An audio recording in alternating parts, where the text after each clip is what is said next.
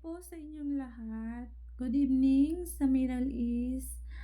Ah, Sana po yung mga nakakapanood nito is mga nakaka-relate, lalong-lalo na sa mga matatagal nang nag-a-abroad, matagal nang nagtatrabaho, hanggang ngayon naghihirap pa rin sila na nagkukuskus ng inidoro, nasa kusina, nagluluto, kahit hirap at pagod na pagod ay tuloy pa rin ang ating mga kababayan na katulad ko na hanggang ngayon ay nagtatrabaho pa rin dito sa abroad.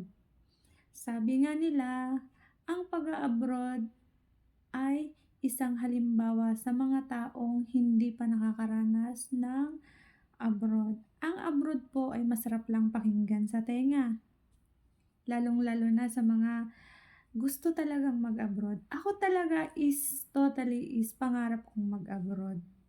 Pero sa isang kadahilanan, pinalad naman ako, pero ilang buwan pa lang kasi ako dito, talagang gusto ko na talagang umuwi ng Pinas. Pero iniisip ko lang naman kasi, kung uuwi ako ng Pinas, ano naman ang maiuwi ko sa pamilya ko, 'di ba? Kung ilang buwan ka pa lang, kulang pa ang pamasahe mo, bibili ka ng ticket. Pero dito para sa pamilya, kailangan mong isalba ang sarili mo kahit mahirap ang trabaho, lalong-lalo na ang ating amo na hindi naman natin sila totally vibes. Kailangan natin silang pakisamahan, kahit lagi tayong sinisigawan, okay lang 'yan. 'Pag may nagsalita siya ng masakit, labas lang sa kabilang tenga para malaman mo kung hanggang saan ang katatagan mo dito sa abroad. Dito sa abroad, mararanasan mo yung nagtatrabaho ka, hindi ka kumakain, hindi ka umiinom ng tubig, hindi ka nagkakape, kasi iniisip mo yung matapos mo yung trabaho mo, lalo na kung nagtatatalak ang iyong amo. Pero ang isa lang pang sasabihin ko sa inyo, sa 100 na nag-a-apply dito sa Middle East, bibihira lang ang nakakatagpo ng amo. Kaya tayong may mga mabubuting amo, magpasalamat tayo sa Diyos at binigyan tayo ng mabuting employer. Kaya sa mga nakakapanood nito, hindi biro, hindi biro ang pagtatrabaho namin dito sa abroad, kasi buti pa ang kalabaw, nakakapagpahinga ng tamang oras. Kami, ilan lang ang oras ang nagiging tulog namin, 2, 3 or 4 hours lang. Tapos minsan maaga ka pang gigising dahil may estudyante ka na dapat mong asikasuhin. Kasi kahit may magulang siya, ikaw pa rin nakatulong, nagagawa ng panggampan sa pamilya, pero ikaw pa rin yung magiging ina kasi kinuha ka nila bilang isang katulong dito sa loob ng bahay. Pero ako naman, hindi ko talaga masasabing isa akong katulong. Yun ang pinagpapasalamat ko sa Ama, binigyan ako ng mabuting amo at marespeto sa tao at hindi sila bastos. Kaya sa lahat po ng meron pong mga katulong na nagkaroon sila ng among mabubuti, binibigyan sila ng mga bagay na kahit ayaw mo ay tanggapin mo, kasi may amo na nagtatampo. Ibig sabihin, pag nagtampo yung amo mo, ibig sabihin hindi mo na-appreciate yung binibigay nila sa'yo. Dapat tanggapin mo kahit ayaw mo, sige lang, tanggap lang. Pero ito lang po ang sasabihin ko sa inyo, huwag po natin abusuin ang ating amo. Kung maaari, kausapin niyo sila ng mahinahon. Sasabihin niyo, "Madam, hindi ko kailangan ng mga bagay o materyal. Ang kailangan ko, madam, yung pakisamahan po kami ng may bukal sa puso nyo. Di baling walang mga bagay o materyal na bagay. Ang importante, madam, ay mahal nyo kami bilang isang pamilya at hindi bilang isang katulong." Yun ang sinabi ko sa amo ko. Alam nyo, ang sinabi ng amo ko, bibihira lang ang isang katulong na ganito ang sasabihin. Ang sabi niya, "Syukran, asyallah," sabi niya. Ang sabi niya sa akin, bihira lang ang isang katulong na magsasalita ng ganyan.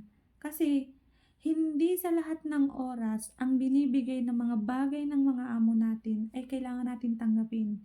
Yan ay pakonsuelo o parang suhol. Kumbaga, hinuhuli niya lang ang ugali mo, tinitingnan nila ang bawat galaw mo, doon mo malalaman kung isa kang inuumangan ng mga bagay o nasisilaw ka sa material na bagay. Kasi ako, marami na akong pinagdaanan na trabaho, pero isa lang ang masasabi ko, hindi ako nasilaw sa pera, hindi ako nasilaw sa mga material na bagay dahil yan ay ikakatibay ng pagtatrabaho at pagmamahal mo dito sa abroad. Ang sabi nga nila, huwag mong tingnan ng mga bagay, ano man ang nakikita ng mga mata mo, isawalang bahala mo yan dahil darating yung oras na makikita ng amo mo yung kabutihang loob mo na pagkakatiwalaan ka nila kung ano man yung nakalapag sa anumang bagay, lamesa man, upuan man, higaan man, uumangan ka ng mga material na bagay, lalo-lalo na ang pera, alas, yan ang pangunahing inilalagay ng mga amo natin. Isa lang pong masasabi ko, magpasalamat tayo, nakatanggap tayo ng mga bagay na bukal sa loob ng mga amo natin, pero wag po natin aabusuhin dahil may hangganan ang ugali ng ating mga employer. Kaya sa mga nanonood ng aking video, ang isang pag-abroad masarap lang po pakinggan, mahirap, magtitiis, nakakapagod, puyat, pagod, gutom, lungkot, malayo sa pamilya, nararanasan pa din po natin yung mahiwalay sa asawa, mawalan ng buo ang pamilya. Pero sabi nga nila, kung mag-abroad ka, buo ang loob mo kung anong mangyayari sa buhay mo, pero isa lang ang kailangan nating sabihin, manalig sa taas, magdasal, at gabayan tayo kung ano man ang kapalaran natin dito sa abroad dahil hindi lahat ng nag-abroad ay nagtatagumpay, umuwi ng buhay. Ang iba umuuwi na nasa kabaong na lang. Kaya sa lahat ng mga OFW na nakakapanood nito na matagal nang nagtatrabaho, isa lang po ang hinihiling ko sa inyo na sana hangga't nandito tayo sa abroad, mag-ipon tayo, magnegosyo tayo. Dahil hanggang ngayon, online business talagang 100% meron na po. At for good, nauuwi ka. Kaya sa mga kabayan ko na katulad ko na gustong mag-online business at part-time, kikita ka. Kung isa kang interesado nanonood sa akin kabayan at matagal ka nang nagtatrabaho, hindi mo pa nakikita ang sarili mo, kinakabahan ka, siguro sa una, magtataka ka, totoo kaya ang sinasabi ni kabayan na 100% ay kikita ako dito? Totoo kaya na kumikita sa social media, sa TikToks, na kahit anong reels ay kikita kahit walang followers? Totoo po yan mga kabayan. Kaya kung isa kang matagal ka na nagtatrabaho o years ka na o dyan ka na tumanda, pwede kang umuwi ng for good. Kung matagal ka nang nagtatrabaho pero ang naiipon mo ay puro resibo dahil sa pamilya natin. Isa lang po ang tatandaan natin, huwag puro bigay, mag-receive para sa sarili, para pagdating ng oras at uuwi tayo ng Pinas, hindi tayo kawawa. Dahil minsan lang dumating sa buhay natin ang isang pagkakataon na bigyan ng isang halimbawa sa mga taong pinagkalooban ng mabubuting amo. Kaya sa inyo na nanonood, isinishare ko lang ito para ma-realize nyo sa sarili nyo, hindi puro bigay sa pamilya, hindi porket may pamilya sa Pinas ay naaawa ka, hindi. Nagtrabaho ka para sa pamilya mo, hindi para sa kapatid mo, hindi para sa magulang mo, kung hindi para sa pamilyang binuo mo. Kaya sa mga lahat na nakakapanood nito, isa lang po ang masasabi ko at isa lang po ang bibitawan kong salita. Wala ka man tiwala sa napapanood mo, wala ka man tiwala sa sarili mo, pero magtiwala ka sa taas. Kung buo ang loob mo at buo ang puso mo na mag-business at dito kikita ka.